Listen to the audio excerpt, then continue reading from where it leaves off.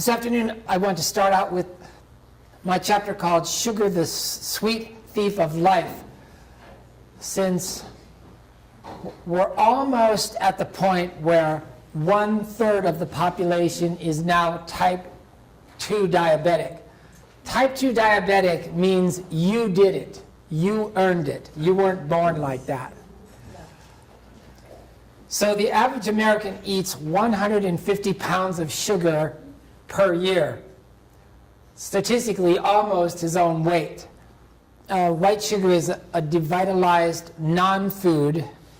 It's inflammatory, and it does not give you energy. This sugar high is a myth. Energy from sugar is a myth also. That is the sympathetic response. It's an adrenal response to fight or flight. It's a shock reaction as the body attempts to metabolize it, but it can't. We're almost to 33%. We're actually ahead of schedule for 33% of the population to be type 2 diabetic by 2025. That's your note number 60. I mean, I remember back in 2005, 5% of our population was type 2 diabetic. By 2011, 10% of our population was type 2 diabetic. We are ahead of schedule for 33% to be type 2 diabetic by 2025. That's the bad news. The good news is it's relatively simple to cure it without drugs. So, what's the difference between simple carbohydrates and complex carbohydrates? Anytime you hear anybody talking about nutrition or writing about nutrition and they use the word carbs, go to the next lecturer. They don't know what they're talking about. People who use the word carbs, they don't know the difference between a Twinkie and an apple. They don't know the difference between simple and complex carbohydrates. Complex carbohydrates are those which contain within themselves all that is necessary for their complete breakdown and uptake by your cells, all the enzymes and the nutrients. Simple carbohydrates merely ferment. They do not break down. We do not digest them. They just sit undigested in our stomach. Their metabolites include water, acetic acid, alcohol, and CO2. Refined sugar, white sugar, also white flour. In other words, simple carbohydrates, as they ferment in our bodies, they do two things. Now, we tested somebody's blood at lunchtime. If you drink pasteurized dairy and a lot of it, and which you don't digest because it has no enzymes, right? That can be a medium for the growth of candida. And in live cell test, what that looks like is it looks like puffs of cotton in the serum, the spaces between the cells. So we saw that on somebody at lunchtime. That's one problem with simple carbohydrates. The other problem is that through leaky gut syndrome, they can get into the blood and take up residence in virtually any organ or tissue where they eventually can cause a chronic inflammatory process. This can be the exact mechanism for arthritis, hepatitis, cirrhosis, kidney disease, chronic fatigue, IBS, or candida, or reflux. So definitely in the 60-day program, we don't want to have any white sugar or any white flour. The orange juice myth. Okay, we're going to talk about collagen in a few minutes. Hydrolyzed collagen, that's the 7th supplement, and it's a white powder, and how you take it is you blend it in juice. You blend it in juice. Lots of people use orange juice. Many people who don't understand this whole discussion will say, oh, I can't have orange juice, it spikes my blood sugar, or there's too much sugar in orange juice. Again, that means they don't know the difference between simple and complex carbohydrates. Yes, orange juice, all juices for that matter, spikes your blood glucose temporarily. That's called postprandial levels of glucose. That's normal. That's digestion. If you're taking something like the best organic orange juice or any kind of good orange juice, it contains within it all enzymes necessary for metabolism, for breakdown into its component parts, which is fructose in that case, right? So remember, pasteurized orange juice is not so good. Pasteurized orange juice has some of its enzymes denatured. Now in California we have really good organic orange juice. It's called Evolution. Is that available here? Yes? Probably Whole Foods. We've been having it at the regular stores.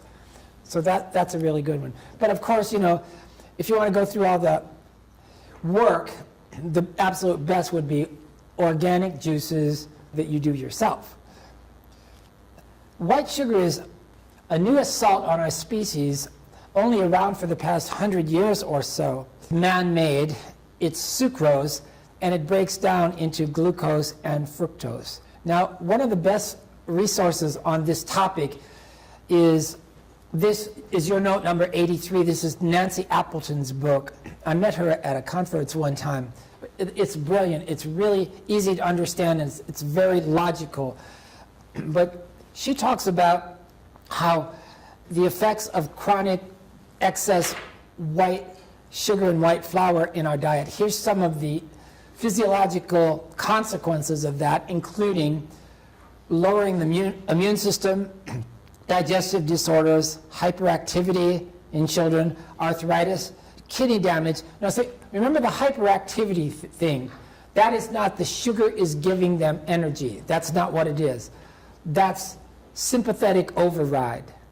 That's adrenal stimulation. It's fight or flight. Mineral deficiencies, blood pH, brittle tendons, tooth decay, asthma. Did you know that the majority of tooth decay occurs within the first 10 minutes? So even if you can't get the kid to brush his teeth after eating something, but get him to rinse his mouth out with water, that can help a little. No, decreased blood flow to the heart, food allergies, atherosclerosis, decreased enzyme, all this. Liver and kidney size, depression. Do you know anybody who is like a sugarholic who is depressed all the time? She gives the physiological sequence of how that happens, Nancy Appleton. That's your note number 83. Death by ice cream. So the problem with ice cream, actually ice cream is okay in the 60-day program. Do you know that? But this is what you do.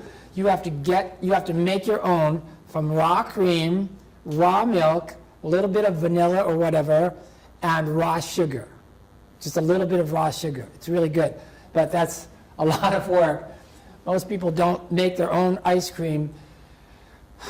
Commercial ice cream has all kinds of problems besides having white sugar in it, because they try to save money by using high fructose corn syrup, which is completely indigestible. And we were talking about corn earlier.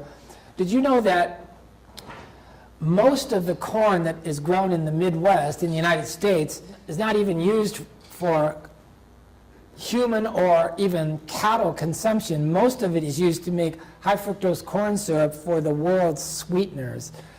It is indigestible, it is a non-food, and a sensitizing allergen. So a lot of ice cream has both high fructose corn syrup and sugar in it. And it also has pasteurized dairy.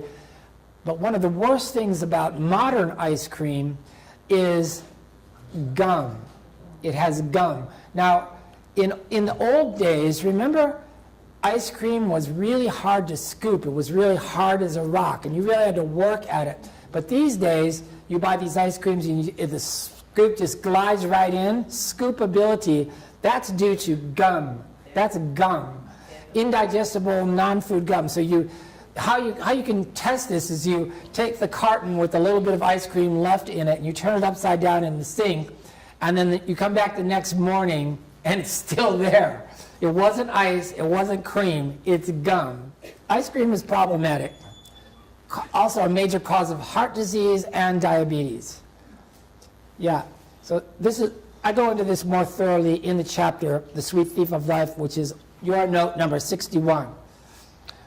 Oh wow, I forgot to tell you this. A lot of ice cream also contains trans fats, which are the #1 cause of atherosclerotic plaque. So that you can see in the chapter To the Heart Patient. So, I'm telling you, I'm trying to motivate you to read all the chapters because I'm just skimming through them. But if you know anybody on heart medication who has high blood pressure and they want to get off medication and lower their blood pressure, you can do that. And the chapter called To the Heart Patient tells you how to do that. If you know anyone who's trying to talk you into taking statin drugs, read what the real medical doctors say about statin drugs. That's in the chapter To the Heart Patient. Okay, we talked about gum. Man-made sugar came on the scene. It's a compound that nature could never have invented. This new chemical, offering so much refined glucose to the bloodstream without the benefit of the usual accompanying fiber, minerals, vitamins, and enzymes, are an assault on the mammalian biochemistry that has evolved over the centuries. All these precious stores of nutrients, which the body had other plans for, must now be used up to deal with the 150 pounds per year of a devitalized non-food. This is Dufty's phrase, William Dufty. He talks about the malnutrition of the affluent. The malnutrition of the affluent. So I used to do a whole section on obesity, and it's really ironic that a lot of super overweight people are starving to death. You look at them and you realize they're starving to death because they're taking in all this processed food, all this sugar, ice cream, donuts, everything, and no nutrients. It's all processed. There are no usable vitamins, usable minerals, or enzymes, but they have this compulsive, their body really wants to survive. It's trying to get some nutrition, but they have this just craving for the very sophisticated flavors that are in these dead junk foods that they're eating. It's kind of reminds me of horses who crib. So those of you who have horses, sometimes you'll see a horse in a confined horse who has a metal fence, and he takes his teeth in, and he goes like this and rubs his teeth across the metal fence sideways. That's a horse who's looking for some source. He's desperate for minerals. So mineral blocks are good for horses. Okay, type 2 diabetes, we know it's rising. There's the statistics, we already said that. The simple fix, it's easy to fix type 2 diabetes. Actually, it's the 60-day program. I've done that like hundreds of times. Doc? Questions. One is when people have bad sugar cravings, what do you recommend for them? I always like to hear that. And then, Okay. Obviously, this is even harder with kids and parents, because I have a lot of parents that really want to do a good job in the practice, but their kids won't eat a lot of this stuff. So if you have any suggestions for those. Question number 1 is an easy question. A lot of people, they say they're addicted to sugar, but that's because they're really lazy. But the incredible thing about it is, for people who have a sweet tooth, when they start the 60-day program, after about 4 days, they lose their craving for sugar, and they really didn't want, and it wasn't quite so hard as they thought. So it's kind of a myth, it's kind of an illusion about addiction or craving for sugar. The second question about suggestions for parents with kids who, like, that's their reason for living, something like that, that's much more difficult. What I will say, in the 60-day program, raw sugar, a little raw sugar is allowed. So raw sugar is turbinado. You can get it at the store. That's a whole food. It hasn't been processed. That contains all the enzymes necessary for its complete breakdown. It's in moderation. It's in moderation. Like, for those of you who bake cakes and pies and stuff, first of all, somebody told me this. You know how when you bake a cake and it calls for so much sugar, what you can do is you can substitute organic applesauce for that, and it works just as, or at the very least, you can substitute 1/4 that amount of raw sugar, and it'll still taste really good, because we way over-sweeten our things. For the kids, that's a really difficult problem. I don't know the answer to that. How about duct tape? Yeah. The answer is the one that you've just given. When you get the kids off the sugar, they no longer crave it because they're addicted to it, and you take it Yeah, out of the but he's diet. asking, how do you originally get them off? Well, off it. unless they have a credit card and a car. That's true. That you're the decider, you're paying for the food, don't have it in the house. Well said. Now, you can't argue with that. That is true. The choices are made by the parent in the grocery store. If you take it home, you're going to eat it. Right. So you watch these people who are right in front of you. The kid's like 5 years old, 6 years old. He weighs 150 pounds. You know, they had to roll him out the door. You know, and you look at all the food that the mother is putting on the counter. It's like, let's see, 2 + 2 = 4. It's like the choices are made in the grocery store. So